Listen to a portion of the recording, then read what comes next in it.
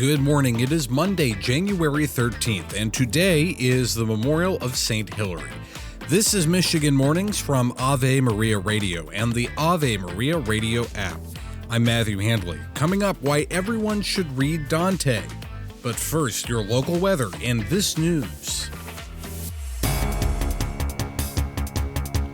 On Saturday, Pope Francis appointed Dr. Mary Healy, a familiar voice to many here on Ave Maria Radio, to the Dicastery for Divine Worship and the Discipline of the Sacraments. Dr. Healy is a professor of sacred scripture at Sacred Heart Major Seminary in Detroit and joins several other laity and women that the Pope has asked to serve in leadership roles. The Dicastery for Divine Worship and the Discipline of the Sacraments advises the Holy Father on Mass, the sacraments, and liturgies in the Latin Church. We wish her the best of luck there in Rome. The University of Michigan has ended its joint venture with China's Shanghai Jiao Tong University.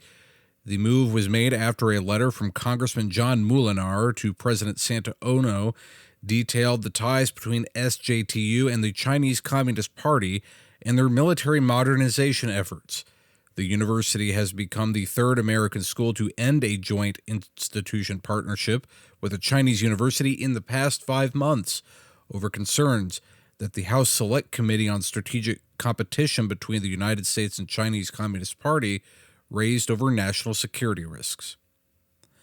2 men, one of which is a Michigan Department of Corrections officer, have been arrested for trying to smuggle drugs into a prison in the Upper Peninsula.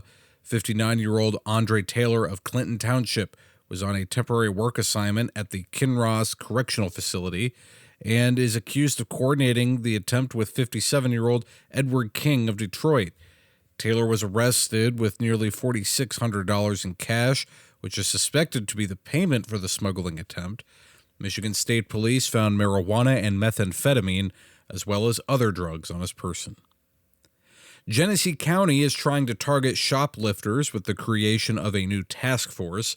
County Prosecutor David Layton said that shoplifting has become a major issue in the area. The prosecutor's office is partnering with the city of Burton, Burton Police, Meijer, Home Depot, and Walmart, and says shoppers will see an increased police presence at those stores. Layton also said they're asking for higher prison sentences for repeat offenders. And we now know who the Detroit Lions will be facing this weekend and when. The Washington Commanders beat the Tampa Bay Buccaneers with a game-winning field goal that doinked off the right goalpost, by the way, and the final score was 23-20. Since they are the lowest seed in the NFC, they will be facing the number 1 seeded Lions in Detroit, and that game will be on Saturday at 8 p.m. on Fox. You're listening to your local news and weather on Ave Maria Radio. This is Michigan Mornings.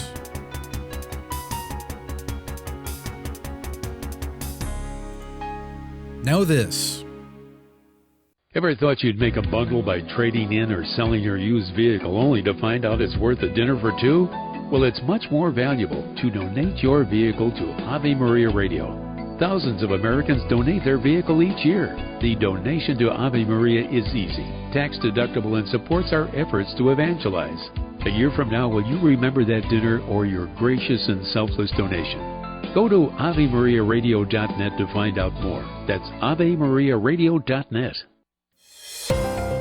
We will have mostly cloudy skies with a slight chance of snow showers in the afternoon in Detroit today. Our high will be 26. Tonight we may see a scattered snow shower or 2. Lows will be around 16. Tomorrow snow is likely, although it will probably be less than an inch. Highs will be around 21. Wednesday will be partly sunny with temperatures in the mid-20s. Thursday we have a chance of snow with highs in the lower 30s. Right now it is 30 and overcast in Detroit. We will have mostly cloudy skies today with a slight chance of snow showers in the morning in Saginaw. Our high will be 26. Tonight, we may see a scattered snow shower or 2. Lows will be around 12.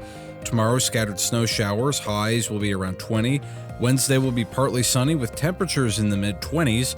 Thursday will be cloudy with highs in the lower 30s. Right now, it's 27 with some light snow in Saginaw.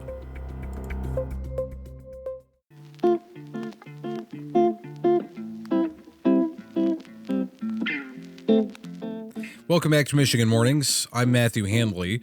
It's unfortunate, but it seems like Dante has fallen on the wayside in terms of education. Dr. Marcus Peter and Bill Cook discussed why everyone should read this great Italian author.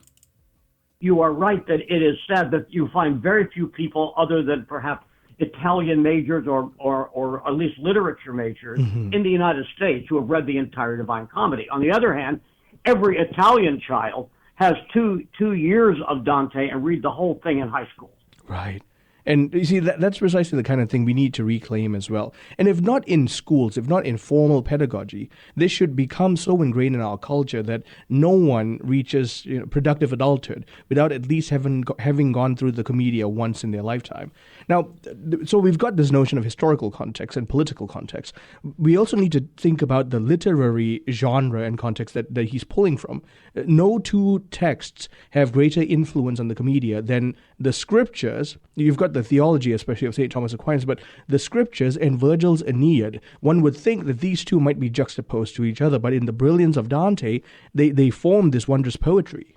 That's right. I mean, it's such a, at the beginning, it's such a bizarre notion that when Dante finds himself, again, this is the beginning of the poem, in the dark wood of error, who comes to rescue him? Well, indirectly, his old girlfriend Beatrice. Right. But she sends a pagan poet who lived before the time of Christ to send him on his journey to salvation. And that tells us about the fact that, we sometimes associate, the sort of getting rid of the narrowness of certain medieval ideas only during the Renaissance. But in fact, here in the 13th century, the heart of what we call the High Middle Ages, again, it's the era of Francis of Assisi and Thomas Aquinas, we have Dante creating this poem in which a pagan comes to take him through 2/3 of the Christian afterlife as his guide. And so that in itself makes us wrestle with a lot of difficult questions. You can hear more great interviews like that on Ave Maria in the Afternoon with Dr. Marcus Peter. It's coming up today at 4 p.m. St. Clement the First says, "We shall pray without ceasing to the Creator of all things and beg Him to preserve the number of His elect throughout the whole world through His beloved Son, Jesus Christ, and not let one single of them fall away." I'm Matthew Handley. That's going to do it for this edition of Michigan Mornings on a Monday. Lord willing, I'll talk to you again tomorrow.